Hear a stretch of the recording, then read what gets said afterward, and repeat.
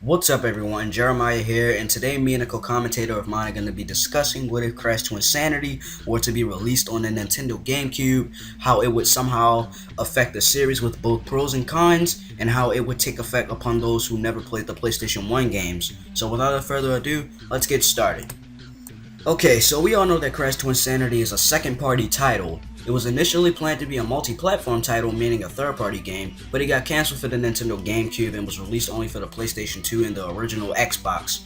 I didn't really see too much advertisements for it when I was little, and ironically, the 10th anniversary for this game is on October 1st, which is in 4 months. Wow, it's amazing how people are still finding glitches to this very day when it's nearly been a decade since this game's release. But let's get back on track here. Crash TwinSanity only sold more than 790,000 copies worldwide. I think it would have had some significant differences if it were also to be released on the Nintendo GameCube in terms of the sales and the reviews of it. But the question still remains. Was the game too much to handle on the GameCube due to hardware limitations? Is it fucked up that people can play the predecessor on the GameCube but not be able to play the continuation of the predecessor for the system? And lastly, does this take effect on those who were new to the series and got introduced to the franchise by playing the GameCube? Well, I will let Fred5107TM answer those questions. Well, the GameCube is the weakest out of the 6 console generation and uses small discs. Games like Resident Evil 4 and Final Fantasy 7 use more than one disc to implement the game together. Even though the PS Vita has tiny little media cards and can handle a lot, the GameCube overall was a very weak console compared to the PS2 and Xbox consoles. The game would have been able to be split into more than one disc, but since the game was rushed, I figured Traveler's Tales didn't have enough time to do that, and chances are it would have been more glitched than the PS2 and Xbox versions. But what if one disc wasn't as glitchy as the other? That question still floats in the air as a mystery.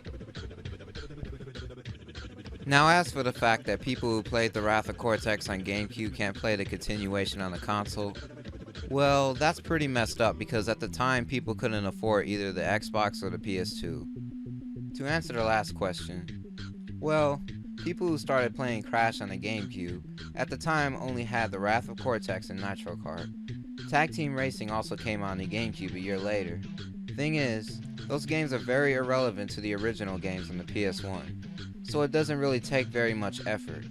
But it still would be nice to play Crash TwinSanity on the GameCube, because the Nintendo community was more or less alienated from playing the game. It would have been very interesting for Crash TwinSanity to make a debut onto the Nintendo GameCube along with the other two consoles. I also personally think that it really boosted up the sales to at least 1 million.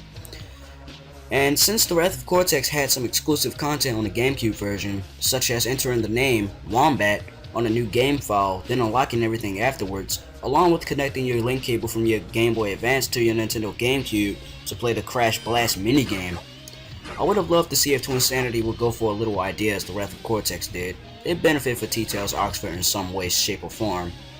It would have been really cool. But that's enough for that. This has been Jeremiah Isaiah and Fred5107TM. The link to my Facebook, Twitter, and Instagram will be in the description below, and the link to his channel will be in the description below. Be sure to like his Facebook page, be sure to like my Facebook page, be sure to do all the other dumb shit and all the other shit or whatever. But yeah, this has been us, and we will see you guys in the next video, or if not, I will see you in the next video.